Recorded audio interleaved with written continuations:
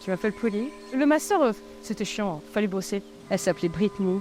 Il y a eu une fusillade sur le campus. Tu penses pas que tout le monde est bi? 4 jeunes gens qui habitent sur la planète Vénus. Pour les prochains numéros, on s'achète des bottes en caoutchouc. Si vous avez cliqué sur cette vidéo, c'est que vous vous apprêtez à écouter le tout nouveau concept que j'ai créé pour cette chaîne, le Paper Podcast. L'idée est simple, partager un petit moment en tête-à-tête avec une personne, se balader ensemble et parler de ce qui nous traverse l'esprit. Parce que j'en suis intimement persuadé, chacun a une histoire unique et des choses à raconter. Mais par contre, pour ce pilote, j'ai un peu triché. J'ai choisi quelqu'un que je connais déjà par cœur, ce qui n'est pas le but du podcast. Je vous emmène donc faire un tour avec la très célèbre Pauline de Paperpot.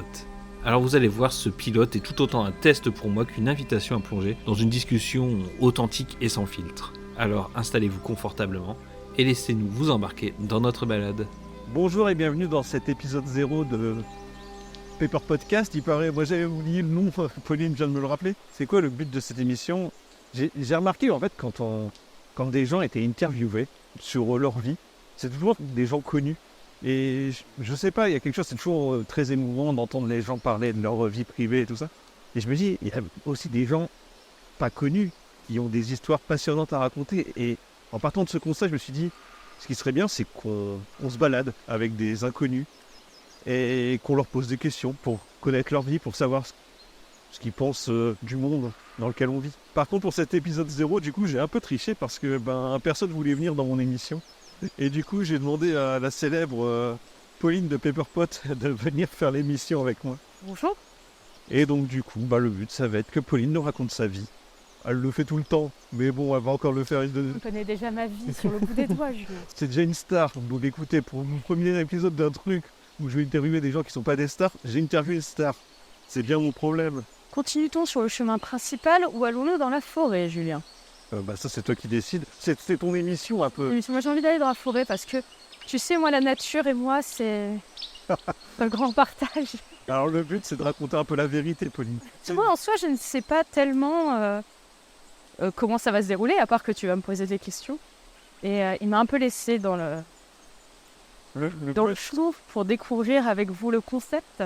Le but, c'est vraiment de poser des questions auxquelles on ne s'attend pas, en fait. Où tu vas voir, on va lancer. Tu sais, c'est comme quand on joue aux jeux de société. Ouais, on fait une rien aux règles et... C'est en faisant une première partie qu'on comprend. D'accord, je vois. La première question, elle est assez simple. Quelle est la question que tu m'as interdit de te poser aujourd'hui? Quelle question que je t'interdis de me poser aujourd'hui? Alors, mon opinion sur les rageux de l'Air Whittaker. C'était déjà dans la FAQ cette question, donc j'allais pas t'avoir. On va sortir un peu de la serre de Doctor Who. On y aura un peu de Paperpot, j'imagine. Alors, si tu pouvais éviter de me demander mon opinion sur le paysage politique français actuellement, ça m'irait. Ça fait quoi d'être la première invitée de mon émission sur Paperpot Gaming? En plus, j'imagine que ça va être... Un grand privilège, un immense honneur que tu aies pensé à moi. Bon, on aurait peut-être dû rester sur le chemin principal. C'était peut-être une erreur stratégique de ma part. Ah, puis on a voulu faire en extérieur parce que c'est très sympathique de se promener à l'extérieur. Et comme l'exercice qu'on a fait pendant la FAQ avait plutôt plu et que nous, ça nous avait fait plaisir, c'est une horreur. C'est dégueulasse. Bon, écoute, on continue par là. Hein. Alors, j'ai une dégueulasse. suggestion pour les prochains numéros. On s'achète des bottes en caoutchouc. On fait ça dans... Non, mais jamais on peut. Alors, si tu devais te présenter à un enfant de 5 ans, qu'est-ce que tu lui dirais? Tu m'appelles Polly. Alors, je dirais probablement que je suis la maman de Victoria parce que si je dois parler à un enfant de 5 ans, c'est probablement que je connais ma fille avant. Je fais des vidéos sur Internet, qu'on peut regarder sur les ordinateurs, et où je parle d'une série qui passe à la télévision. Ah oui, pas de patrouille. J'ai 5 ans, hein, je vous rappelle. Ah non, tu sais, pas de patrouille, je n'ai jamais regardé. Ah. Incroyable, n'est-ce pas? C'est qui ton chien préféré de la Pat? Moi, c'est Pat. Ah merde, on est un peu connectés quand même pour deux inconnus comme ça, là. Est-ce que tu peux nous faire le sommaire de ta vie? Le sommaire de ma vie. Ça serait quoi les chapitres? Du chapitrage. Attends, faut que je fasse les titres. Ah, il n'y a pas besoin des titres. Hein, Chapitre 1 au commencement. Ah là là, elle est compliquée ta question. Après, t'as pas besoin de titres. Ça serait découpé comment ta vie? Ma naissance. Oui. Quand même un point important, tu vois. Après ma naissance, j'ai grandi. Puis toute l'enfance à Lille, dans une maison. Elle était tellement belle, ma maison, quand j'étais petite. Elle était immense. parce que je suis d'une famille de 5 enfants. J'étais à 4e. Donc forcément, il fallait un peu une grosse baraque. Et j'avais une maison avec un beau jardin.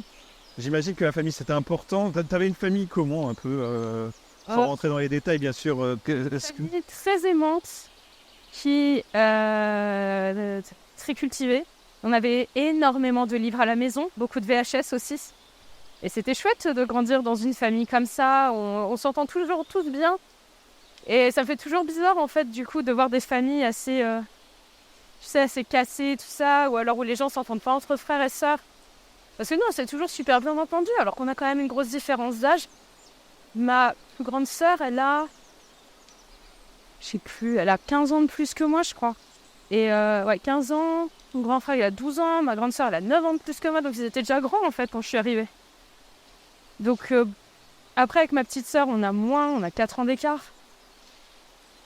Mais donc, on est quand même assez séparés dans le temps, tu vois. Pour autant, on s'entend tous bien. Et on a des passions super différentes aussi. Mais non, je pense que j'ai eu beaucoup de chance d'avoir une famille comme la mienne. Est-ce que tes grands frères et grandes sœurs te reprochaient à tes parents un laxisme sur l'éducation, par exemple? Parce que c'est un truc que je trouve qu'il y a dans beaucoup de familles.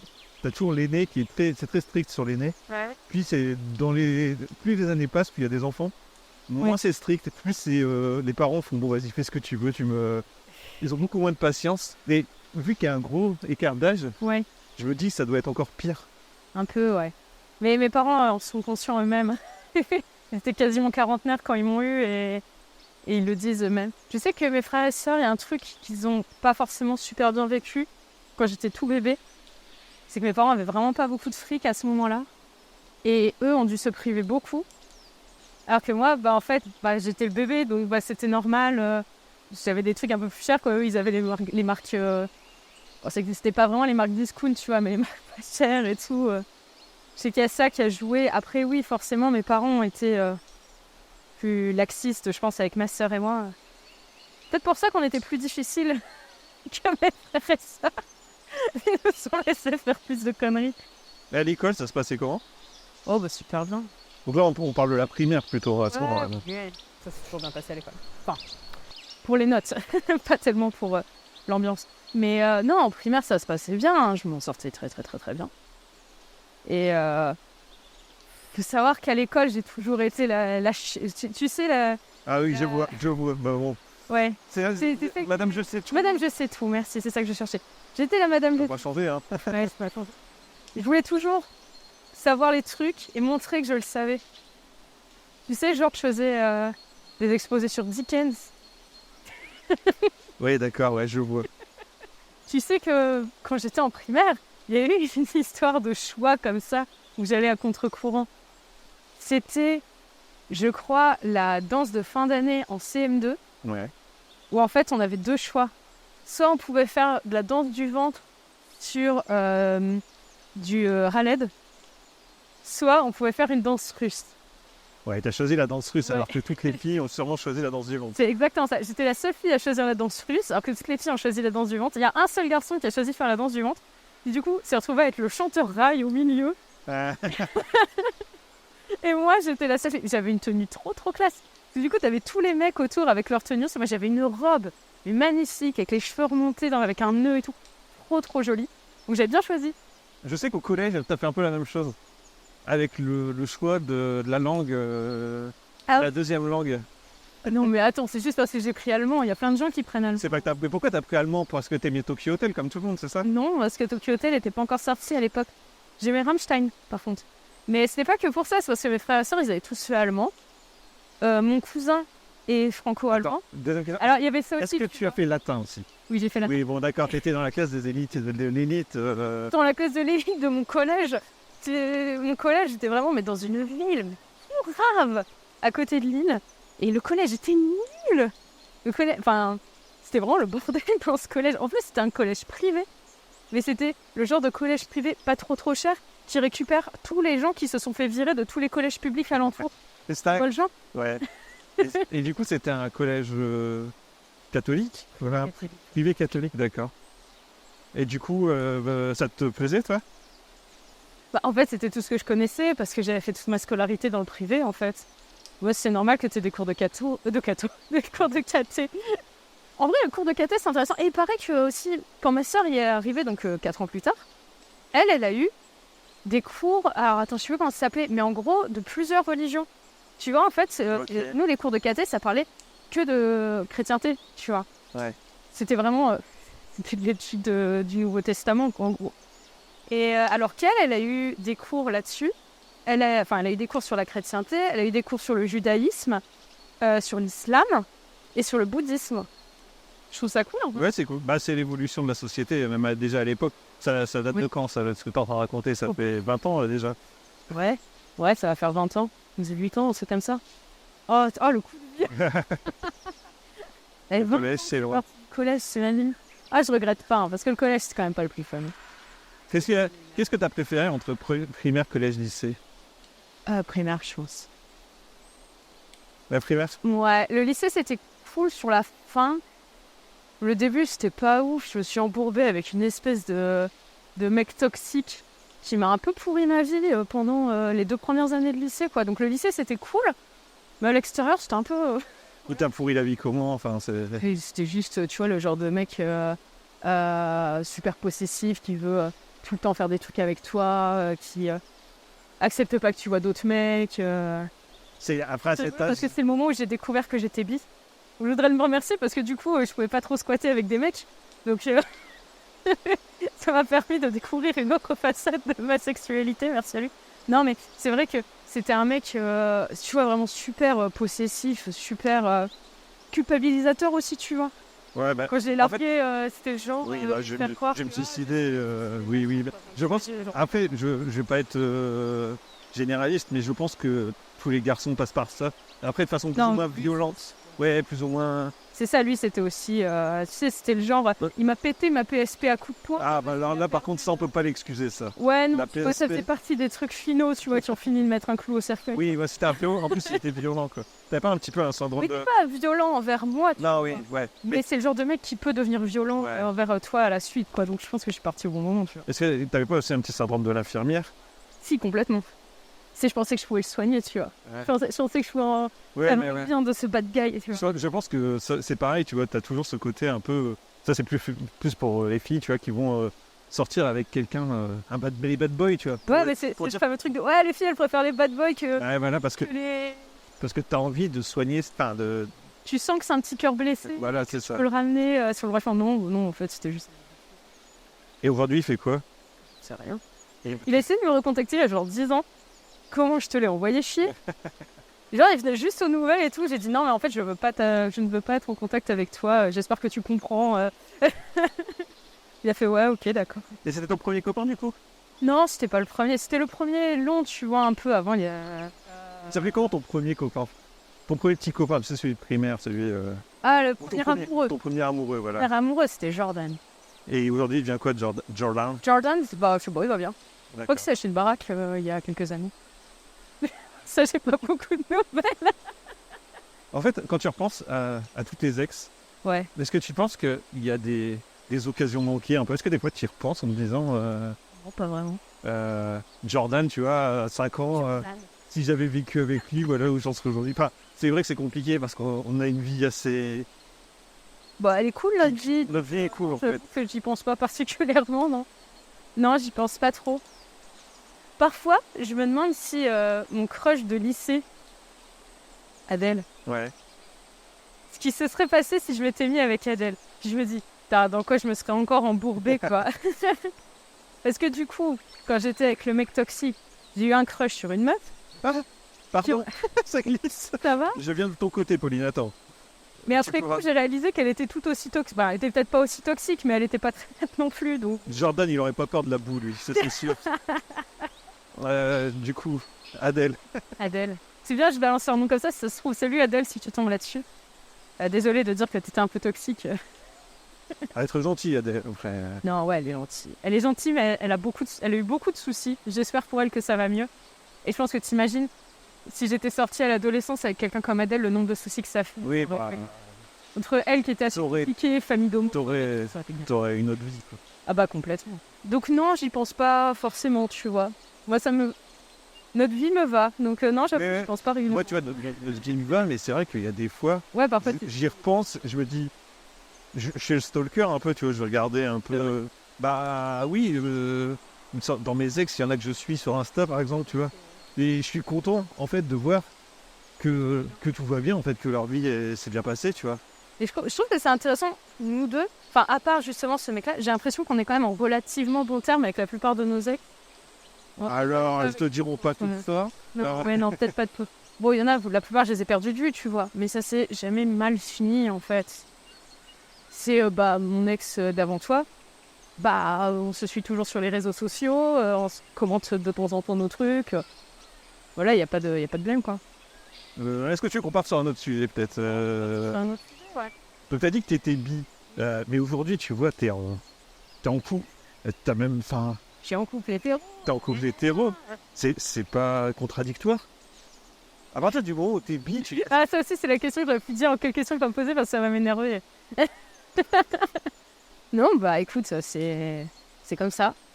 Mais- C'est le principe de la bisexualité. C'est que tu peux sortir avec absolument n'importe qui. Ouais, mais aujourd'hui, du coup, tu pars pas du principe que tu veux sortir avec quelqu'un d'autre, tu vois. Non, mais ça n'empêche que quand je vois une jolie femme, je peux pas m'empêcher quand même de me dire oh, dis donc, elle est jolie cette nana. T'es un peu lourde, en fait. Non. Mademoiselle, t'es charmante. Mais non, mais c'est juste que voilà, c'est des questions de préférence sexuelle, ça change pas parce que t'es en couple avec un homme ou une femme, quoi. Ouais. Tu penses pas que tout le monde est bi? Si. Je pense que tout le monde est bi à certaines échelles. T'as des gens, ils sont à 1% bi, tu vois. Mais en fait, bi ou pan, parce qu'il y a aussi... Oui, bien sûr, quand on peut... Ouais, voilà, c'est des gens qui Globalement, préfèrent l'appellation pan. Moi, j'avoue que je suis un peu old school, je préfère l'appellation bi, qui pour moi signifie exactement la même chose que pan. Tu vois, c'est aussi un truc, tu vois, c'est, je trouve que il y a vite, comme maintenant il existe 2 termes pour signifier techniquement la même chose, tu t'entends à avoir beaucoup de biphobie, genre les bi, ils aiment pas les trans, mais non, n'importe quoi. Ils aiment pas les non-binaires, ils aiment que si c'est fille, garçon, cis. Ouais, mais... En fait, N'importe quoi. c'est un peu un problème moi, que j'ai avec tout ce qui est LGBT, c'est que tu mets des étiquettes sur tout le monde, alors que tout le monde, déjà, change tout le temps. Ouais. Et je trouve qu'on est tous un pourcentage de tout, en fait. Enfin, C'est même... le principe de c'est pas vraiment des cases, c'est un spectre. Parce que même là, on parle de sexualité, mais même si tu parles de genre, oui. Je trouve qu'on est tous pas 100% homme ou femme. Tu vois, on est homme ou femme, bon bah voilà. Mais je trouve que t'as quand même un... Enfin, t'es jamais 100% homme ou femme, quoi.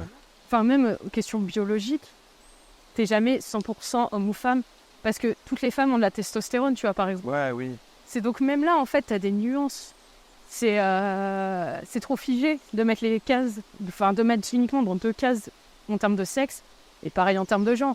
C'est beaucoup trop figé. Il y a des moments où je me sens beaucoup plus masculine que féminine, tu vois. Il y a certains jours où voilà. Puis après, c'est peut-être juste moi qui en fait chez ordinaire et que je me découvre, tu vois. Mais j'ai quand même l'impression que c'est un peu courant, tu vois, de te dire où tu vas avoir des moments, des petits déclics où tu te sens plus l'un ou l'autre ou aucun. Et puis voilà, quoi. Mais tu vois, comme tu dis, tout le monde est bi, tout le monde est aussi un peu non-binaire, tout le monde est un peu... Je pense qu'on est un peu une somme de tout, en vrai. C'est ça. C'est qu'on n'est pas juste la case dans laquelle on se met, tu vois. Moi, en fait, je trouve ça fou, le nombre de gens qui ont du mal avec le concept de la bisexualité. C'est juste, tu te mets pas de barrière, quoi. Je vois pas en quoi c'est compliqué, tu vois. C'est juste, voilà, tu peux tomber amoureux de n'importe qui. Quoi.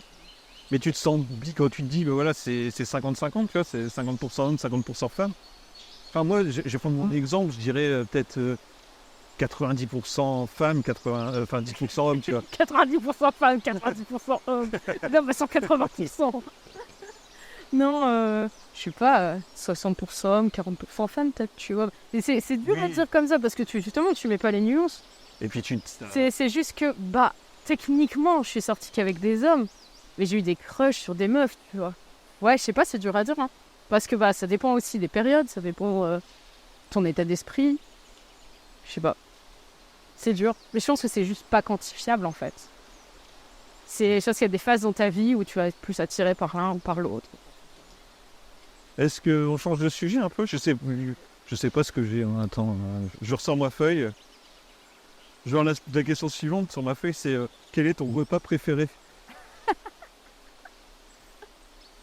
Ça change un peu de sujet, quoi. Ouais. Ah, c'est dur, mais enfin. Alors 90% tomates farcies et dis-toi. Et 90% carbonate flamande. Oui, bon, carbonate flamande. C'est trop bon la carbonate flamande. T'en as fait en live. Et c'est trop bon, cette espèce de bœuf mijoté avec du pain d'épices, de la bière, de la moutarde. Oh là là, mais quel bonheur. J'adore le cassoulet au confit canard. J'en mange quasiment jamais. Mais qu'est-ce que c'est bon. Toi, t'es plutôt viande, hein, quand même. Même pas tant, en fait. Mais c'est vrai que, en fait, au quotidien, tu vois, la viande, ça me dit pas tellement. Mais en fait, pour les occasions particulières, j'aime bien. Ouais, en fait, quand tu prends un gros repas, Un grand repas. un bon repas, ça sera un truc avec de la viande, obligatoirement, pas obligatoirement. Mais... Obligatoirement, mais généralement. Mais pas obligatoirement.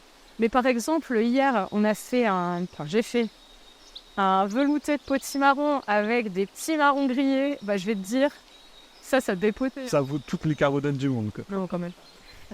On a déjà essayé la carbonate végane et carbonate de pois chiche, là, c'était un peu... C'est pas le même plaisir, quoi. Mais il y a des trucs après qui se végétalisent vachement bien. Hein. C'est par exemple, on fait souvent de la poutine à la maison. Alors c'est pas vegan qu'on la mange. Et le fromage. C'est végétarien. Mais voilà, il y a le fromage. Mais en version végétarienne avec un gravy qui est vegan. Et ça marche trop bien. C'est finalement, je trouve même meilleur que le gravy à la viande.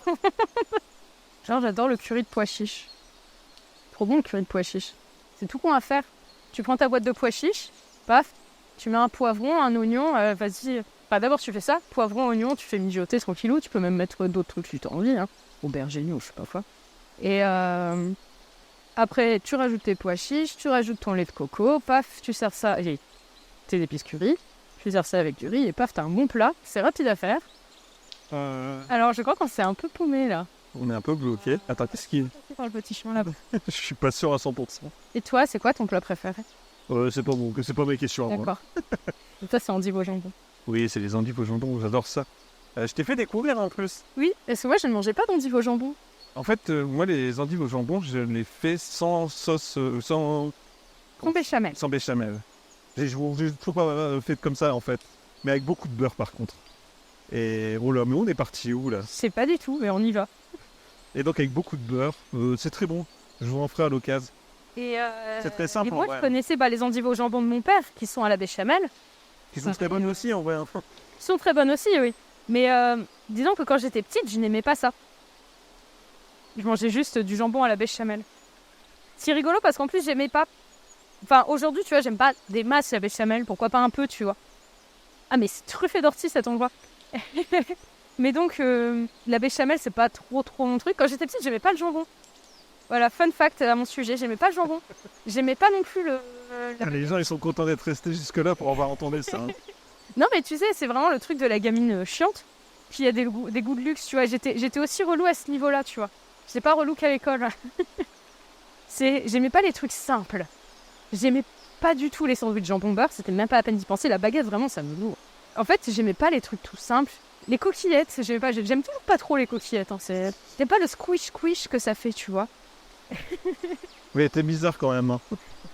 Non, mais je pense que j'ai beaucoup saoulé mes parents finalement avec ça, parce que super tôt, je ne mangeais rien des menus enfants. Dans les restaurants, je voulais le menu, tu vois, vraiment dans le truc.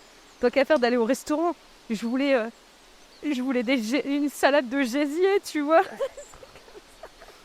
C'est pas ça qu'on trouve chez McDo. Hein. Ah non, on n'allait pas chez McDo quand j'étais petite. Parce que mon père étant allergique à la tomate, et aussi que mes parents aiment pas trop ce genre de multinationales, on allait pas chez McDo. Les rares fois où on allait manger du fast-food, généralement c'était cuit. Et parce qu'on allait... Pas de chance. C'est parce qu'on allait au ciné avec ma mère et qu'il y avait un quick à côté, quoi. Mais c'était super rare. Je pense que jusqu'au lycée, je pense que j'ai dû manger... Franchement, si j'ai mangé 10 fois au fast-food, c'est beaucoup, tu vois. J'ai mangé moins que ça, je pense. C'était ma grande découverte. Quand j'étais au lycée, il y avait un McDo à 10 minutes. Et au début, j'y suis allée en disant un peu ma crâneuse, tu vois, genre, non, moi, je vais pas à McDo. Je crois que c'était en retour... il y avait un cinéma. J'ai fait un bac cinéma. Et il y avait un cinéma à un quart d'heure de là. Et où on allait voir régulièrement des séances. Et je crois qu'une fois, en revenant, on avait fini à McDo. Et Et en fait, sur la première fois, j'étais ouais, bon, c'est pas terrible. Puis après, on y est retourné. C'est bizarre, McDo. Enfin, c'est bizarre les fast-food comme ça qui sont. C'est pas bon. Non, mais ça joue sur. Je sais pas, ça Sur un libère du plaisir. plaisir. Voilà, c'est un plaisir assez hormones. particulier. Bon, Mais où est-ce qu'on est parti? on va faire demi-tour, je crois, pour le coup. Ouais. Hein. Bah, t'es sûr? Parce que c'était déjà bien le bazar après. Ouais. Bon. Attends, peut-être. Ça a l'air d'être de plus en plus. On doit être vraiment sur le bord de la forêt. En plus, il n'y a plus Et en d'arbres. plus, j'ai un pantalon qui n'est pas très long. Ah. Bah, bon courage. Hein. Et écoute, ça va me gratter. Oups là. Et du coup, tu disais que tu avais fait une université de cinéma. Oui, C'était quoi ton but là-dedans? je voulais devenir réalisatrice. Tu voulais devenir réalisatrice, du coup, tu as fait des études de cinéma. Tu y croyais vraiment? J'y croyais dur comme fer. J'ai vraiment devenir réalisatrice. Après, j'ai voulu devenir scénariste et réalisatrice. Et la fac a écrasé mes rêves en fermant la section scénario. Genre, l'année avant que j'y arrive, ils ont juste gardé la section critique qui ne m'intéressait pas du tout. J'ai découvert ma vocation en regardant Big Fish de Tim Burton à 13 ans. Et c'est vraiment ce que je voulais faire, j'y croyais dur comme fer. Puis après, avec la réflexion, comme ils ont fermé ma section, que j'avais pas envie d'aller sur Paris faire des études à 10 000 € l'année. Ah oui, il y a ça aussi, c'est que j'avais pensé aussi faire un BTS, mais pour ça, il fallait faire une section S.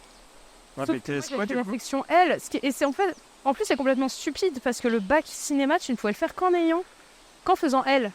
D'accord. Et derrière, le BTS, tu peux pas le faire si t'as L. C'est quand même un délire, quoi. Et du coup, c'est un BTS cinéma, en fait. Ouais, c'est un BTS, métier de l'audiovisuel. Ok. Et tu t'imaginais comment, du coup, à cette époque-là, plus tard, tu vois? Je pense que quand t'es au lycée, enfin même au collège-lycée, tu fantasmes toujours un peu quoi pourrait ressembler ton boulot de rêve, tu vois, un peu comme quand t'es gamin, quoi. Moi, je m'imaginais faire des grands films de fantasy. Voilà, c'est bon. On est sorti de ce carnage, là. Donc, du coup, des grands films de fantasy. Tu sais, à l'époque, j'étais ultra fan de Tim Burton. Et ce qui était le cas de la plupart des gens avec moi en licence. Hein. C'était vraiment l'époque où c'était avant Alice. Et du coup, il y avait la moitié des gens qui étaient présents dans la section cinéma qui étaient là parce qu'ils étaient super fans de Tim Burton, en fait. Enfin, pas que, ils étaient fans de cinéma, mais que leur amour du cinéma était né via Tim Burton. Ah ouais, du coup, c'était pas Orson Welles ou des trucs comme ça, quoi. Non mais à un moment, il faut arrêter de se mentir. Les étudiants en licence de cinéma, ils regardent plus de Marvel que d'Orson Welles. Mais ils le diront pas. Moi, j'aurais rêvé avoir Letterboxd à l'époque. Tu vois, pour prouver qu'en fait... Parce qu'en fait, tu vois, tu leur parlais de n'importe quel film, ils faisaient toujours un peu les crâneurs. Même moi, tu vois, enfin, on faisait tous les crâneurs. Mais en réalité, quand tu nous parlais, les derniers trucs qu'on avait vus, c'était les blockbusters à la mode. On voyait pas que ça, tu vois, on allait aussi voir d'autres films, mais c'était un peu les films qui étaient universellement vus par quasi toute la classe. Et du coup, t'as fait tes études à Lille? L'université de Lille 3, Pont-de-Bois, Villeneuve-d'Ascq. L'université, souvent, ça se passe bien. T'étais du genre à bosser ou... Donc, bah non, enfin... C'est la fac. Autant que les profs, quoi. J'étais bénévole dans le cinéma de la fac, parce qu'on avait un cinéma dans la fac. Et du coup, j'étais projectionniste. Et c'était génial. J'ai surtout fait pendant mes 2 premières années de licence, parce qu'en 3e année de licence, je suis allée aux États-Unis pendant 6 mois, et puis en revenant, j'avais moins le feeling, surtout qu'en plus, ils avaient supprimé ma section, donc j'étais vraiment en train de me dire, bon, il va falloir que je me réoriente et tout, enfin, ça craint, quoi. Et, mais j'ai adoré. La licence. Le master, c'était chiant, fallait bosser. Puis du coup, j'étais plus en cinéma, je vais faire un master prof, quelle idée de merde. Mais On y reviendra. on y reviendra. Ok, ouais, génial. Mais la licence cinéma, c'était le rêve. Puis en plus, j'avais déjà fait le bac cinéma, j'avais toutes les bases. C'est vraiment les licences où tu penses ne rien faire. Sauf que c'est complètement faux. Parce qu'il faut un vocabulaire technique pour pouvoir faire de l'analyse, de la critique. Et il faut bosser pour le savoir. Et en fait, la première année, c'était grosso modo une mise à niveau de tous les gens qui n'avaient pas fait bac cinéma. Ouais. Du coup, toi, t'avais déjà pas trop bon niveau, quoi. Ça, j'ai eu des très bonnes notes sans rien faire. Mais sauf que ça a écrémé un max. Je sais plus, je crois qu'on était genre 200 la première année. En 2e année, je crois qu'on était genre 90 ou 80. Et on a fini en 3e année à 40. Et du coup, t'es resté à Lille. Sauf un semestre aux États-Unis, 2011. C'était chouette. On se retrouvait dans l'Idaho. Vous connaissez l'Idaho? Il n'y a rien dans l'Idaho, il y a des pommes de terre. Et une fac. Et donc, du coup, t'es allé à la fac faire des études de cinéma. Ouais. Aux États-Unis, Aux quoi. États-Unis, ouais. C'est impressionnant quand même. Ouais, c'est cool. En fait, c'est parti d'un mec de ma classe à qui il dit ah, j'aimerais trop, tu vois, enfin, je pense qu'on parlait juste des échanges et tout ça, ou juste de faire ses études à l'étranger. Ah, j'aimerais bien faire ça quand même, mais bon, enfin, voilà le budget et tout ça. On a dit, mais tu sais, il y a plein d'aides, franchement, en temps plein temps, sinon tu le feras jamais, quoi. J'en ai parlé à mes parents, qui ont trouvé que c'était une bonne idée. De se débarrasser un peu de l'ordre. Ah bah vu le prix que ça leur a coûté, c'était cher pour se débarrasser de moi. Hein. Mais en fait, ils avaient payé le permis à mes frères et sœurs. Ils avaient prévu de nous payer à tous le permis, en fait. C'est un peu leur cadeau de quand on rentre dans l'âge adulte. Et donc moi, à la place du permis, je leur ai demandé ça. Ce qui était un peu plus cher que le permis de conduire. Hein. C'était un peu... Encore une fois, t'étais plus gâté que les autres, quoi. Ouais, c'est plus gâté que les autres. Après, heureusement, en France, l'avantage des échanges comme ça, c'est que, en gros, c'est comme Erasmus, mais à l'international. Et en fait, tu payes largement moins cher que si tu étais un étudiant de ce pays-là. Mais en gros, j'ai payé mon semestre aux États-Unis le prix que tu payes un semestre en France. Et par contre, les Américains qui venaient en France payaient le prix américain pour aller dans la fac publique française. Ah finalement, mais non, ça c'est dégueu. Ah bah oui, mais c'est normal. Ouais. Ouais, tu te retrouves eux, ils se retrouvent à payer 30 000 € pour l'inscription à la fac publique de Lille 3 et le logement Crous et manger au restaurant scolaire. T'imagines, toi, t'es allé aux États-Unis pour apprendre le cinéma et tout. Ouais. T'as des gens qui sont venus en France pour apprendre, je sais pas, j'imagine l'informatique, tu vois, t'as pas en fac publique, c'est pas un niveau très très élevé, quoi. Bah, c'est surtout qu'en fait, en fac, écoute, c'est nettement plus élevé que le niveau des facs aux États-Unis. Ah bon? Ah non, mais je te jure, mais c'était abyssal. Hein. Le niveau est abyssal dans les facs américaines. C'est une dinguerie. C'est du niveau début de lycée. D'accord. Non, mais c'est fou. Mais j'étais la meilleure de ma classe alors que je suis arrivée, je comprenais l'anglais plutôt bien.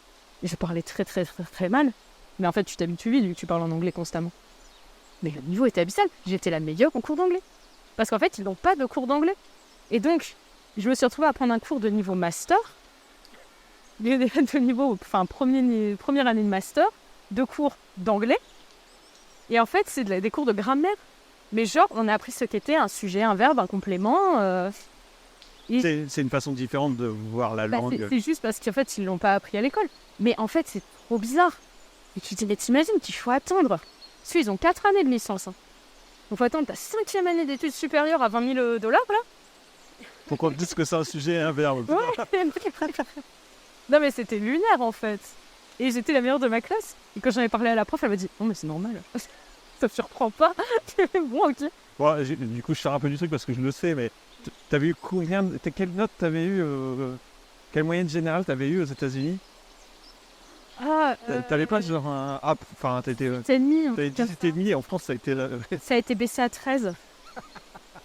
En fait, normalement, ils sont censés te retirer 2 points par rapport à la moyenne américaine parce qu'aux États-Unis, ils notent plus facilement.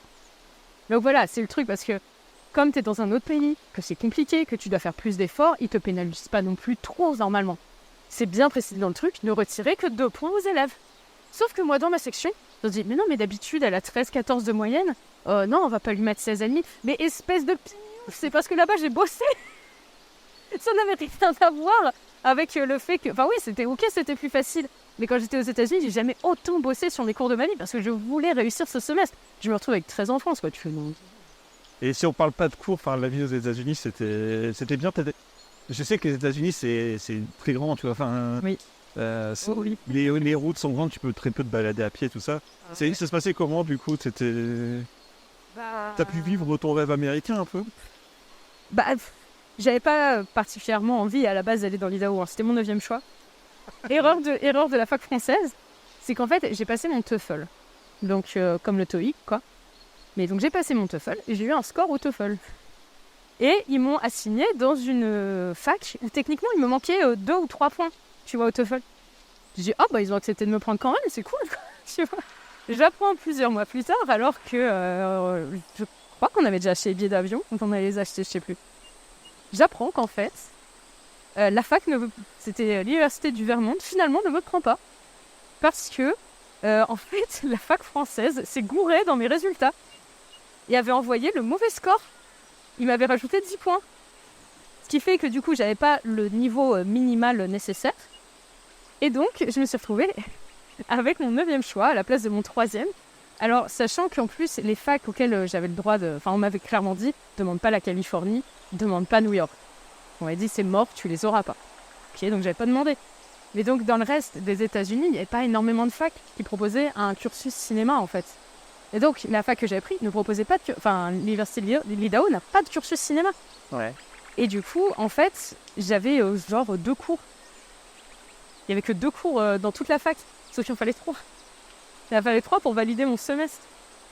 Donc je me suis retrouvée dans cette fac à l'autre bout, parce que du coup, le Vermont, côte Est et tout ça, pas très très très très loin de New York.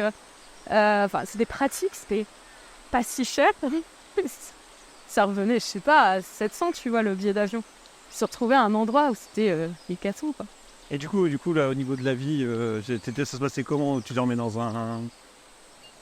J'étais dans un logement étudiant. T'avais des espèces d'énormes logements étudiants. À la base, j'avais demandé une option sur un super sympa, où en fait, c'était une espèce de petite coloc, où t'avais 4 chambres et cuisine et salle de bain commune, quoi. Et qui était un bâtiment super récent. Et en fait, à la base, ils m'ont placé là. Puis, le même jour, tu vois, j'ai même pas dormi là. Hein. Mais le jour, ils sont venus me dire, non, mais en fait, t'es pas là. Sauf que mes parents avaient payé un supplément en plus pour que je sois là. Mais c'était un peu compliqué au début, j'ai un peu chialé. Puis je me suis retrouvée dans une chambre partagée, alors que j'avais payé l'option chambre simple. Alors sur le coup, j'étais deg et tout. Et finalement, en plus, je me suis retrouvée avec une coloc très riche, qui est apparue dans une vidéo, qui est apparue dans notre vidéo sur la partition des Indes, parce qu'elle est pakistanaise.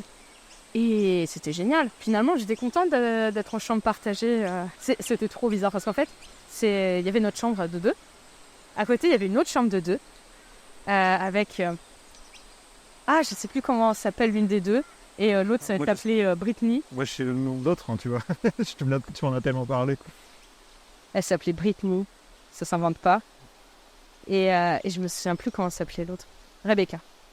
Et on partageait notre salle de bain. En fait, notre salle de bain toilette, c'était dans leur chambre. Donc on devait rentrer dans leur chambre. Oh putain. Ouais. Sachant que Britney, elle était souvent là avec son mec et qu'ils n'étaient pas là pour jouer au Scrabble. C'était un peu funky. Et ouais, non, c'était cool. C'était sympa parce que du coup, on a un peu traversé ensemble. Elle était aussi en échange. Donc on a découvert les États-Unis en même temps. Ce qui est rigolo, c'est que du coup, au début, je parlais anglais, surtout avec un accent pakistanais. En fait, je parlais vraiment une espèce de mélange d'anglais que tu apprends en cours en France, d'anglais américain, enfin de ce coin-là, et anglais pakistanais, quoi. Et ça faisait un drôle de mélange. J'ai déjà eu des gens qui m'ont dit « Oh, il est surprenant ton accent, tu viens d'où? Tu viens de quel état ?» J'ai eu des remarques très marrantes là-bas. Une de mes préférées, c'était quand même « Mais t'es déjà allé en Europe ?» Bah oui, j'habite en France. Bah ouais, mais t'habites en France ou en Europe? Ça paraît lunaire, mais bon. Je me souviens d'une fois, la pauvre série, j'ai eu le droit à une remarque. Ça partait d'un très bon sentiment, mais un Américain qui est venu la voir et qui l'a regardé d'un air grave, je crois qu'il lui a pris la main et qui lui a dit « Je m'excuse pour les atrocités que mon pays a fait subir au tien. » Et elle répondait « Non mais tu sais, la frontière afghane, elle est loin de chez moi. Moi, j'ai jamais vu de militaire américain, mais c'est gentil. » Ça partait d'un bon sentiment, tu vois. Mais c'est sur quoi elle était un peu « Mais quoi? Qu'est-ce qui vient de m'arriver, tu vois ?» Oh, une autre... Oh là là, alors attention, on est parti sur les États-Unis. Je connais un peu Pauline. Il y a beaucoup d'anecdotes aux On États-Unis. va faire un podcast juste sur les États-Unis. Non mais j'adore le mec qui vous a dit « Mais sinon, en France, vous avez de la vraie nourriture ? Genre de la pizza, des hamburgers et tout ça, vous avez quoi, vous ?» Genre, c'est vraiment la bouffe américaine par excellence, ça m'a fait beaucoup trop rire. Bon, vas-y, tu t'es fait draguer là-bas? Oui. Je suis genre encore d'être le jaloux, tu t'es fait draguer. Ouais, je me suis fait draguer. Plusieurs fois. Hein. Comment j'étais française. Ouais, et comment te draguer là-bas, du coup? La plupart vantaient le fait que j'étais française, tu vois. Ouais. Tu vois. C'est les Françaises, c'est toutes des libertines, c'est toutes des catins. Et du coup, j'avais forcément tombé sous le charme de l'américain, tu vois. Et il faut savoir que dans l'Idaho, la plupart des mecs sont pas très beaux. Et que les mecs les plus beaux du campus, je ne plaisante même pas, les mecs les plus beaux du campus, c'était des Californiens. Mais c'était hallucinant, je te jure.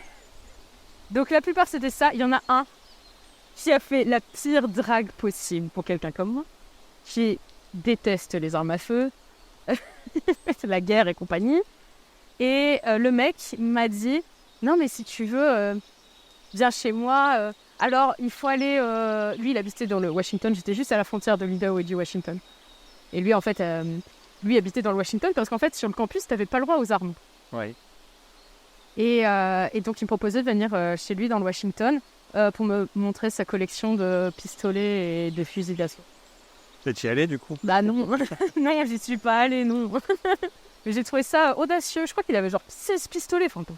Et le mec, je suis jure, ça a vraiment été son intro, quoi. Je savais même pas qui c'était, ce gars. Hein. Je sais que tu as une autre anecdote que tu as racontée, celle de la soirée, avec de l'alcool. Je sais pas si on la raconte là. Ah bah je peux la raconter, elle est très longue, mais... C'était le premier soir des cours. Donc j'étais là depuis genre 5 jours, tu vois. Et on décide de se faire une petite sauterie en fin de journée avec les autres étudiants internationaux. Et donc on se retrouve dans le bâtiment où j'ai pas pu avoir mon logement. On se retrouve à cet endroit-là, dans une espèce de kitchenette, et de l'alcool. Évidemment, on est des Européens, déjà que les Américains... T'avais quel âge du coup? Moi j'avais 19 ans. Donc 21 ans, l'âge légal aux États-Unis. Le truc c'est qu'en fait, si on était chopé, si la police nous chopait, ça pouvait aller jusqu'à une exclusion du territoire. Ça va être renvoyé chez nous, quoi. Ou viré de la fac. Ça peut être des gros trucs, quoi. Mais donc, on se retrouve dans cette soirée où il y avait surtout des Anglais, des Français et des Allemands. Donc, autant vous dire qu'il y avait de la bière. Et que la bière des États-Unis, c'est dégueulasse. Et que surtout, elle n'est pas forte. Donc, ça a descendu beaucoup. Et en fait... Nous, on nous avait bien briefé et tout ça, si ça vient frapper à notre porte, parce que quand il y a des fêtes, ils viennent vérifier de ça, ils planquaient les bières, on avait tous repéré notre petite planque, facile d'accès, ça ne loupe pas, quelqu'un vient frapper. On ouvre, ok, très bien, il n'y a pas d'alcool, non. T'avais 2 Américains présents, qui avaient plus de 21 ans, et qui du coup avaient des bières à la main. Parce qu'il faut savoir qu'aux États-Unis, même si toi, tu n'as pas d'alcool dans la main, si tu es présent à une soirée avec de l'alcool et que tu as moins de 21 ans, tu peux avoir des problèmes. T'imagines le niveau, quoi. Donc même si en fait nous on n'avait pas de bière, si les autres en avaient, on pouvait avoir des problèmes, tu vois, juste le fait d'être là, quoi. Et donc en fait on commence à mitonner, il faut qu'on aille chercher nos cartes d'identité, nos cartes d'étudiants et tout ça, on les a pas sur nous, elles sont dans notre chambre, on est un peu plus bas. Et ok, je vous accompagne, on descend. On s'est tapé un sprint dans l'escalier, on s'est séparés, mais tu vois, c'était le truc instinctif. Là, c'était vraiment de l'instinct de survie. On s'est séparés pour aller dans les différentes chambres de ceux, on savait qui étaient dans le bâtiment, en fait. Donc, on allait dans leur chambre, on s'est planqué sous les bureaux, dans le noir. Il faut vraiment faire genre qu'il n'y ait personne dans l'appart. Et on a attendu, bien 20 minutes, d'être vraiment sûr que le mec était plus dans le bâtiment, je vois. On a flippé, hein. Puis après, on est allé dehors. Il faisait nuit noire, hein. Et il y avait une espèce de grande pelouse, donc c'était éclairé autour, mais la pelouse en soi elle était sombre, quoi. On a traversé la pelouse en courant, mais comme des dératés. Mais vraiment, on a speedé. J'arrive dans ma chambre, ma coloc, paniquée. Je lui dis, ah ça va, tu vas bien. Je dis, pourquoi? Qu'est-ce qui se passe? Il y a eu une fusillade sur le campus. En fait, c'est un prof qui avait couché avec une élève qui voulait des bonnes notes. Et après, à la fin de l'année, elle l'a largué. Et sauf qu'il l'a très mal pris. Et il a commencé à la harceler. Elle a signalé ce qui s'était passé au chef de la fac, quoi. Et en fait, lui, normalement, devait être viré. Et donc, il est venu se venger le premier jour de la rentrée en retrouvant cette meuf sur le campus. Et il l'a flinguée. Et il a tenté de se flinguer aussi derrière en allant un peu plus loin. Mais sur le coup, ils n'avaient pas retrouvé le tireur. Et en fait, j'ai donc traversé dans le noir, en étant paniquée, un campus où il y avait plein de flics américains, donc habilités à tirer à vue, qui étaient en train de chercher un tireur. Elle est folle cette anecdote parce que tu la racontes assez régulièrement. Ouais, mais elle possède quoi. Elle est tellement américaine et tellement... Tu sais, t'as l'impression que c'est un film en fait, que c'est pas des trucs qui arrivent en vrai. Je te jure, j'ai l'impression de vivre dans un film. Il y avait des jours où vraiment je vivais dans un film, quoi. C'est genre quand tu te balades entre les maisons de fraternité, pas vraiment dans un film, quoi. C'est rigolo. Dit comme ça a l'air cool. Oui, après je suis jamais rentrée dans une maison de fraternité ou de sororité. Tu sais que dans la maison de fraternité, les filles ont le droit de rentrer, dans les maisons de sororité, les garçons n'ont pas le droit de rentrer.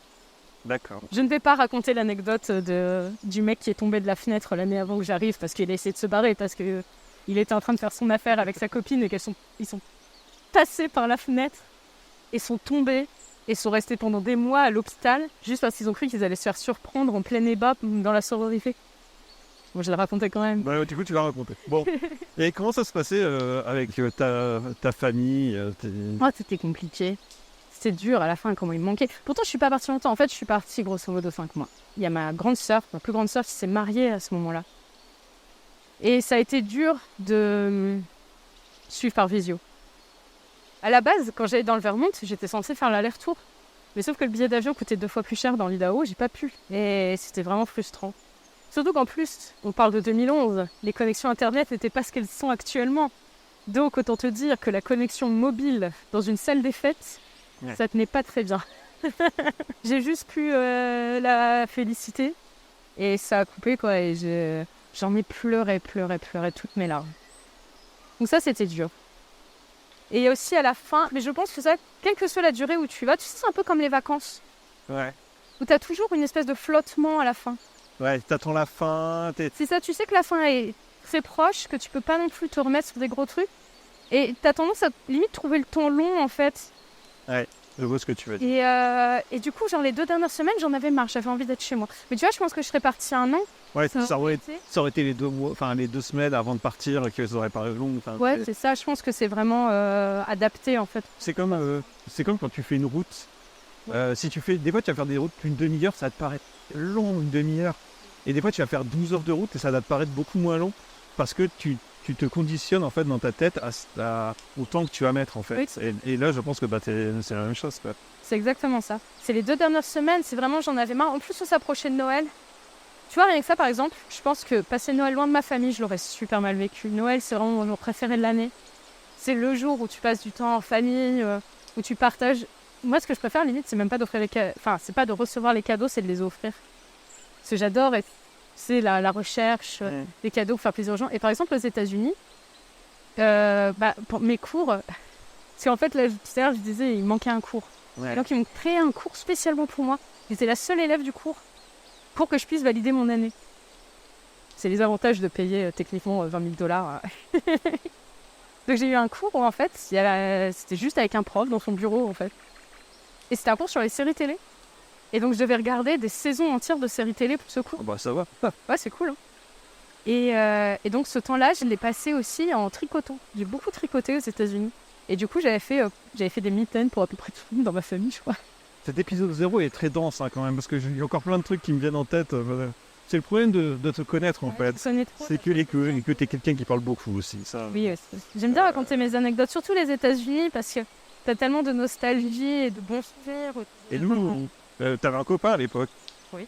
Et c'est à ce moment-là qu'on a commencé à se parler. Oui, c'est vrai. Par contre, on a beaucoup parlé de façon amicale. Oui, parce que justement, je me sentais un peu seule et loin de la France.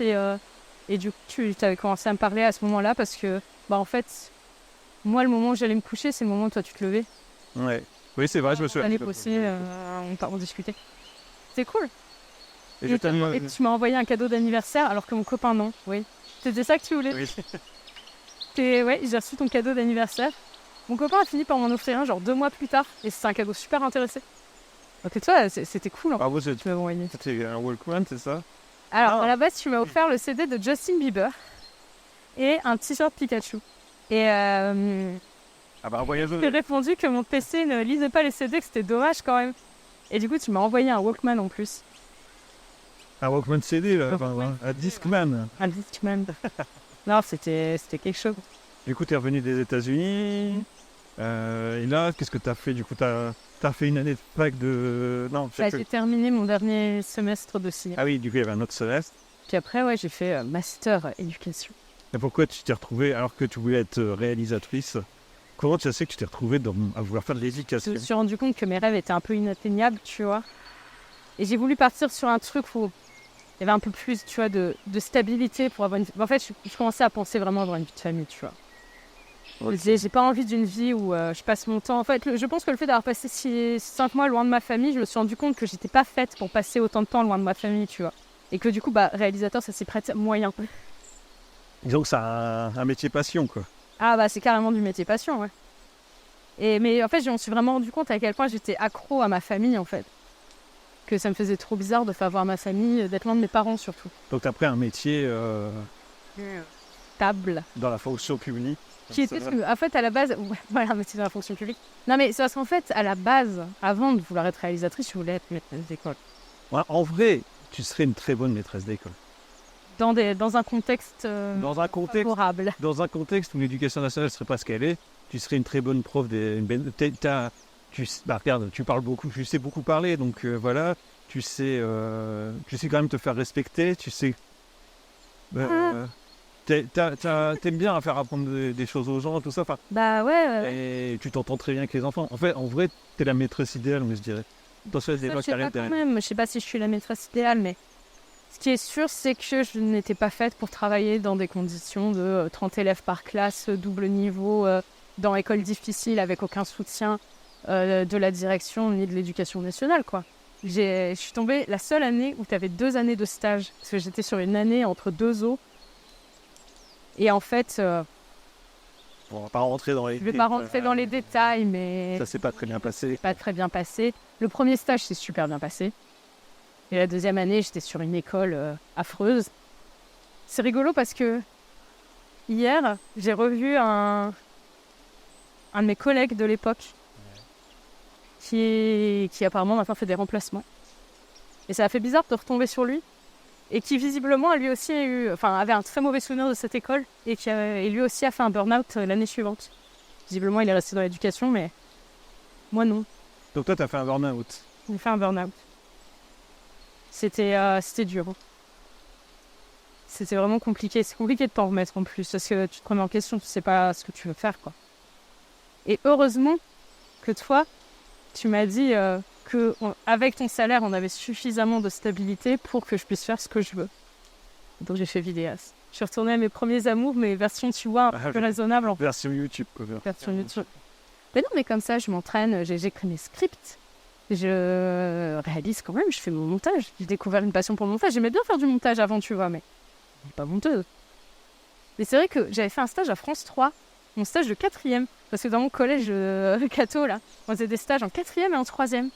Et c'est 4e, j'ai pu faire un stage à France 3, c'était ouf, quoi. France 3 post-production.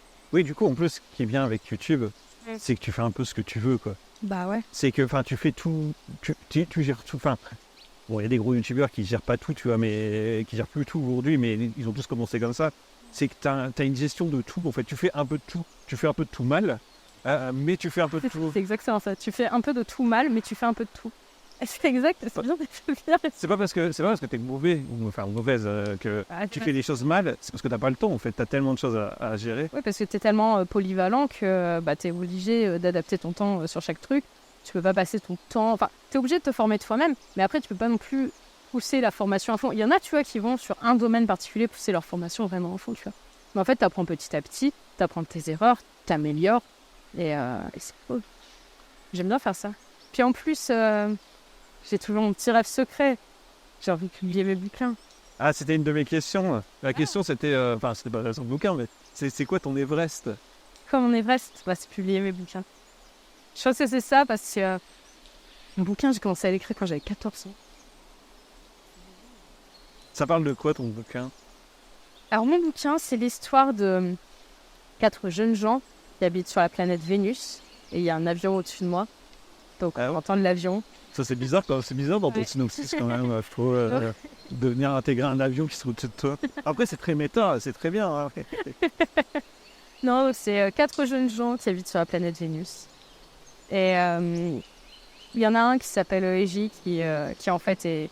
Il y a un mec des quartiers pourris, tu vois, de la ville de Izen, qui s'appelle Cartaxi. Et en fait, Eji, il croise la route du fils du duc local, qui s'appelle Gardebong. Et s'ensuit plein de soucis, parce que Gardebong, il aime bien l'avoir avec lui, le petit Eji, mais il lui demande pas trop son avis. Et le problème, c'est que la sœur de Gardebong, qui s'appelle Gina, est promise au roi Planète Terre, et que le roi Planète Terre, c'est un sale type, et qu'elle n'a pas envie de se retrouver mariée avec lui. Et donc, un peu sans le vouloir, Eji et Gardebong vont être obligés de m'aider, ainsi que le garde du corps de Gardebong, qui s'appelle Amy. peut-être un peu compliqué. Non, c'est bien, c'est ton histoire. Après, c'est... Moi, j'ai lu le premier tome. Oui. C'est l'histoire que je viens de raconter, parce que finalement, les 2 autres tomes, c'est pas cette histoire. Enfin, c'est les mêmes personnages. Après, tu racontes le début et tu donnes envie aux gens. Peut-être que là, les gens vont dire « Ah bah tiens, ça m'intéresse, tu vois. » En fait, en gros, voilà, ils voyagent, ils essayent à la base de se barrer, ils essaient de se planquer, parce que comment t'échappes à un roi planète Terre? Comment tu fais pour t'échapper? Du coup, j'ai lu le premier tome qui est totalement écrit, enfin qui est pratiquement bon, j'imagine. Je me suis fait assommer par des glands. Bon, ok. On part sur une autre histoire là. Raconte-moi l'histoire des glands. Raconte-moi l'histoire, je me suis fait dégommer par des glands. Non, moi j'ai lu et alors c'est difficile de dire parce que j'ai un statut un peu particulier. Mais en vrai, moi je trouve que c'est très pro, c'est très bien écrit. C'est pas un genre que moi j'apprécie tant que ça. Et pourtant, je l'ai lu d'une traite et c'était cool. Merci. T'as envoyé ça à des maisons d'édition, j'imagine. Bah ouais, mais vas-y, en primo-auteur, aller faire éditer une trilogie. C'est trop dur. Ah, c'est compliqué. C'est compliqué. Est-ce que tu penses pas que l'auto-édition aujourd'hui, c'est une des meilleures façons de faire quand tu peux pas être publié parce que t'es pas assez connu? Parce qu'aujourd'hui, les gens ont publié dans les grosses maisons d'édition, ça reste quand même les gens qui ont leur place, tu vois, ou qui connaissent quelqu'un et qui arrivent à se... Donc ça reste un milieu où c'est beaucoup d'appelés pour peu d'élus. Donc de base, ça a toujours été compliqué de te faire éditer. Mais je pense que l'auto-édition, ça peut permettre à des gens justement qui ont des projets particuliers en fait, d'essayer de partager un truc. En fait, tu vas pas pouvoir te détacher du lot. Il y a trop peu de gens qui se détachent du lot. Mais ça te permet de partager quand même autour de toi ton histoire. Puis en plus, aujourd'hui, il y a tellement de trucs d'auto-édition qui permettent de faire des trucs sympas. En fait, le truc, c'est que l'auto-édition, ça souffre du fait qu'il y a la réputation de ces cheapos. Ça coûte une fortune et c'est mal relu et t'as des couvertures moches. Aujourd'hui, c'est beaucoup moins le cas. T'as beaucoup plus de personnes qui passent par des correcteurs pro, qui passent par des illustrateurs. Donc, tu te retrouves avec des livres beaucoup plus quali. En plus, maintenant, tu peux avoir de finitions sur tes couvertures. Alors, ok, ça fait monter le prix, mais tu as un objet plus joli. Et aujourd'hui, tu peux avoir des trucs d'auto-édition qui sont vraiment cool. Après, il faut quand même être conscient que l'auto-édition, tu fais tout. Ouais. T'as comme... C'est un peu comme on dit sur YouTube, là, tu fais un peu tout, donc tu fais pas de si bien. Parce que, voilà. Mais je pense que... qui arrivent excellemment bien. De la même manière, sur YouTube, il y en a qui arrivent excellemment bien. Ouais. Aujourd'hui, je pense que tu as un côté... t'as tellement d'outils pour faire ce que tu veux, tellement de... Enfin, c'est possible de faire de l'auto-édition, de faire quelque chose de bien, en fait. Par exemple, j'ose espérer que les contes de l'infini et du vortex ont quelque chose de bien. Ouais, c'est un truc fait en équipe, quand même, tu vois. C'est du coup ce qui fait qu'on a pu passer beaucoup de temps dessus et tout. Et tu vois, je sais que mon bouquin, je sais qu'il y a plusieurs personnes de l'équipe qui m'ont déjà promis leur soutien pour la mise en page, pour la correction. Après, il y aura toujours potentiellement plus de cotilles que dans un bouquin de maison d'édition, et encore. Parce que tu as aussi des trucs de maison d'édition qui sont pas super consciencieux. Hein. T'as encore des questions? Si tu veux, j'en ai plein. Oh, c'est tu veux. Est-ce que tu veux quelques questions? Parce que du coup, il me reste plein de questions, ouais. Parce que du coup, on est parti... En fait, le fait que je te connaisse, c'est pareil, hein, cet épisode 0, c'est que je sais vers où t'en es. Ouais. Je vais regarder si j'ai des questions que je pourrais te poser, Plus original. plus originales. C'est quoi ton film préféré? C'est quoi mon film préféré? Mais ça, tu le sais, c'est Chantons sous la pluie, c'est un monument. C'est magistral. Dès que t'as un coup de blues, tu te mets Chantons sous la pluie et la vie est plus belle. Tu penses à quoi quand t'es aux toilettes et que t'as oublié ton téléphone? Oh, je me fais chier. Ah bah ça oui, mais... Je sors vite. Je sors super vite. Vitesse supersonique, ça dure. J'imagine quand on était jeunes, on allait aux toilettes, Tu dis? on n'avait pas de téléphone. Bah non. Alors moi, en fait, quand j'étais jeune, la bibliothèque... Ça va faire hurler des gens. Hein. La bibliothèque de BD de la famille était dans les chiottes. Ce qui fait qu'on passait plus de temps qu'aujourd'hui avec nos téléphones dans les... Ah bah surtout, ça dépend. On démarrait des BD. C'était quoi comme BD? C'était... J'ai lu un nombre incalculable de fois les Astérix, les Tintins, les Spirou, j'en ai lu quelques-uns aussi, tu vois. Mais c'était surtout Astérix et Tintin. Mais t'avais des Blake et Mortimer. T'imagines, t'es aux chiottes, rien que le temps de lire une page de Blake et Mortimer, t'es déjà là depuis 20 minutes, quoi. Est-ce que tu peux me dire quelque chose sur toi que personne ne sait? Ou presque personne ne sait? Pratiquement personne ne sait. Quelque chose sur moi que presque personne ne sait. Waouh, c'est chaud. Quand j'étais ado, Tu sais, quand t'es ado, t'as toujours tes fantasmes un peu sur les stars et tout. Ouais. Et que j'avais un Est-ce que je le sais, C'est moi je crois pas que tu le saches. J'avais un peu mon headcanon de sortir avec Ben Dokyo. Et tu sais, C'est-à-dire, ça se... c'est genre quelques années plus tard, j'aurais écrit une fanfic sur Wattpad, tu vois. Tu vois le jeu? Ça se passait comment? C'était... Non, c'était mon copain. Tu imaginais ça dans ta tête, enfin tu savais très bien que c'était faux, mais tu Ah ouais, je savais que c'était faux, c'était juste, voilà, c'était mon copain, c'était Ben Dokyo. C'était une histoire que tu te racontais un peu, voilà. Alors que tu te rends compte, tu sais que c'est pas vrai. Mais dans ta tête, tu te le dis. Il y avait une meuf qui était au courant, parce qu'elle avait la même chose avec Matt Pokora. Et cette espèce de conne, elle est allée le dire à toute la classe, mais en faisant passer ça pour un truc super sexuel, tu vois. Alors que non, c'était pas le cas en fait, c'était vraiment juste du ah, c'est mon copain, tu vois. Elle allait raconter ça, mais du coup, déjà que j'étais harcelée au collège, alors je te dis pas après ça, ça a relancé la vanne. Ça n'a pas duré si longtemps. Je pense que la plupart se sont reconnus dans le truc, peut-être, alors ils l'ont pas fait trop longtemps. mais la meuf, elle allait raconter ça. J'étais meuf, mais qu'est-ce que tu racontes, quoi? Mais en plus, elle avait raconté ça, genre, c'était vrai ce qui s'était passé. Tu dis, mais t'es trop conne.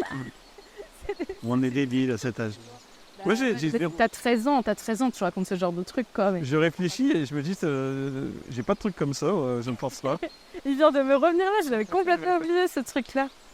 Ah voilà, tu vois, je t'ai appris quelque chose. Bah ouais. Est-ce que tu aurais un cauchemar ou un rêve, on va dire l'un des deux, que t'as encore en tête, que t'as fait il y a des années et que t'as encore en tête? Ah, des cauchemars, j'en ai plusieurs, je retiens beaucoup plus mes cauchemars que mes rêves. Les rêves, je retiens pas de fou, quoi. Alors, les cauchemars, j'ai eu un cauchemar persistant quand j'avais, je crois, 9 ans. Et en fait, j'avais l'impression que mon chien, qui était un berger allemand et je sais plus quoi, donc c'était un petit berger allemand, quoi. Et j'avais l'impression qu'elle s'était transformée en loup-garou. Et qu'elle montait, parce que j'avais une maison à 2 étages, qu'elle montait les étages pour venir me chercher, tu vois. Et à chaque fois, le rêve allait un peu plus loin. Elle arrivait à monter un peu plus. Et moi, je me réfugiais dans la chambre de mon frère, qui était vraiment tout en haut. Et plus ça allait, plus en fait, elle rentrait dans la chambre aussi, et j'étais acculée, tu vois. Et un jour, ma chienne est morte. Et cette nuit, j'ai rêvé qu'elle bondissait, et qu'en fait, elle passait par la fenêtre. D'accord. Et que du coup, elle mourait, quoi. On fait demi-tour là, parce qu'il va falloir finir un moment. On est en train de faire des demi-tours. Ça vise bien. Mais oui, mais je t'avais dit, c'était rigolo. Hein. Ouais, j'aime bien le format. C'est cool. Est-ce que ça vous plaît comme format? Moi, je trouve ça sympa, je trouve ça chill. Je trouve qu'il n'y a plus personne qui écoute parce que tout le monde trouve ça chiant à crever. Ça a été quoi la pire étape de ta vie jusqu'à aujourd'hui?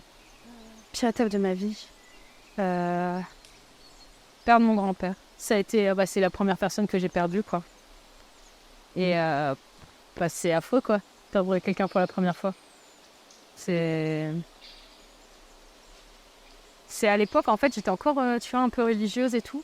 Et lui était super religieux. Et du coup, moi, quand je priais qu'il aille mieux, en fait. Je me disais, mais il est super religieux, il ne mérite pas d'être malade, tu vois. Du coup, ça a cassé quelque chose en moi ce jour-là. En me disant, quoi ça sert d'être religieux, quoi. Quoi ça sert de croire à ça. Alors que je sais que, tu vois, par exemple, ma grand-mère, elle a pris ça comme... S'il a aidé à tenir, c'est justement de se dire que mon grand-père, elle allait le revoir dans l'au-delà, quoi. Et là, moi, j'y croyais même plus, en fait. Ça m'a cassé le truc. Et ça a cassé beaucoup de choses en moi. Tu sais que ça a cassé aussi mon amour pour Harry Potter. Avant J.K. Rowling. Oui, comment ça peut le voir? Tiens, c'est rigolo, ça aussi.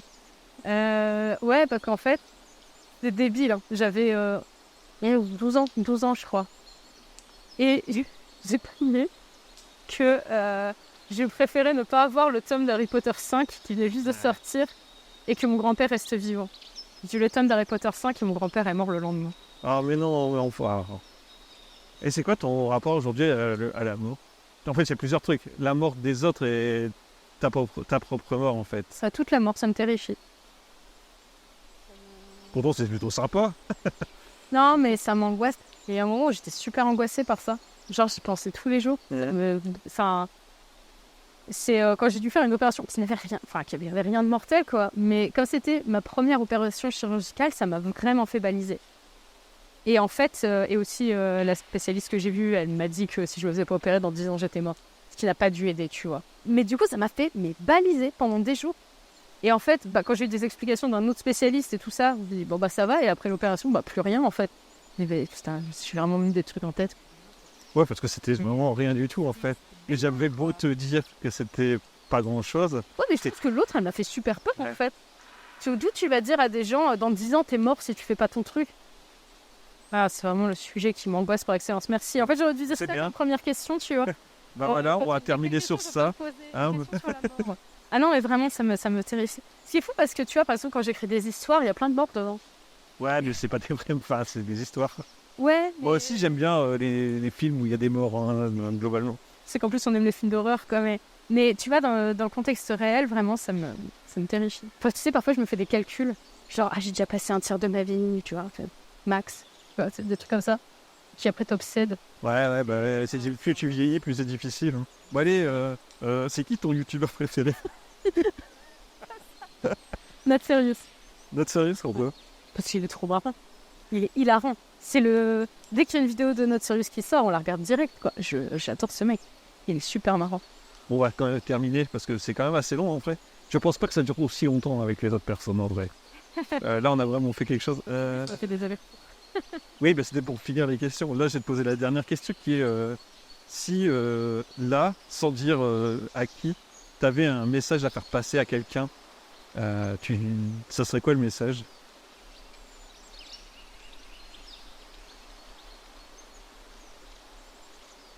Je sais pas quand ce sera la mort, mais j'espère que ce sera le plus loin possible et qu'on restera ensemble pour toujours. Je crois savoir que tu penses à Matt Smith. On n'a pas du tout parlé de Doctor Who. Faux, c'était Peter Capaldi. On a juste parlé vite fait. Bah, après, plus ou moins en parlant de Pepper Potts, mais bon, en vrai, c'est vrai que je parle tout le temps de Doctor Who. Bah oui. C'est ça que je trouve cool avec ton format, c'est justement de parler d'autre chose que de Doctor Who, parce qu'il y a des gens avec qui j'aimerais bien faire ce format. Ce sont des gens à qui on parle très peu de choses personnelles, vraiment que de Doctor Who, en vrai. Et en vrai, là, tu vois, rien que le faire le truc avec toi, bah, c'était super cool. Alors que le concept marche mieux si tu ne connais pas du tout la personne. Et non, en tout cas, je te remercie du coup d'avoir bien voulu faire ce premier numéro. Je sais pas. C'était chouette. Enfin, ce zéroième numéro. Je sais pas s'il y en aura d'autres en vrai. Ça sera le seul. Parce que le son il sera pourrave, parce que ce sera pas très intéressant. C'est bien en plus, c'est très bien pour le cardio. C'est vrai que ça fait marcher un peu et tout. Ouais. Eh bien, merci d'avoir suivi ce numéro 0 de Pepper Podcast. J'espère que ça vous aura plu. Et puis, un prochain numéro, j'espère. Salut. Voilà qui conclut le pilote du Pepper Podcast. J'espère que le format et que la promenade avec Pauline vous ont bien plu. Moi, en tout cas, j'ai vraiment passé un très bon moment et je remercie beaucoup Pauline d'avoir accepté de jouer le jeu. Alors bien sûr, il y a encore des choses à ajuster et je pense qu'il y en aura encore par la suite, mais l'expérience était très intéressante et ça m'a conforté dans l'envie de proposer ce genre de contenu simple, spontané et vrai. En tout cas, si cette idée de conversation vous parle, n'hésitez pas à vous abonner à la chaîne. C'est la chaîne secondaire de Pepperpot, on sait très bien que les concepts sur cette chaîne durent plus ou moins longtemps, espérons que celui-là dure un peu plus longtemps que les autres. Et n'hésitez pas à me faire vos retours dans les commentaires. Merci de nous avoir écoutés et à très vite pour une nouvelle balade.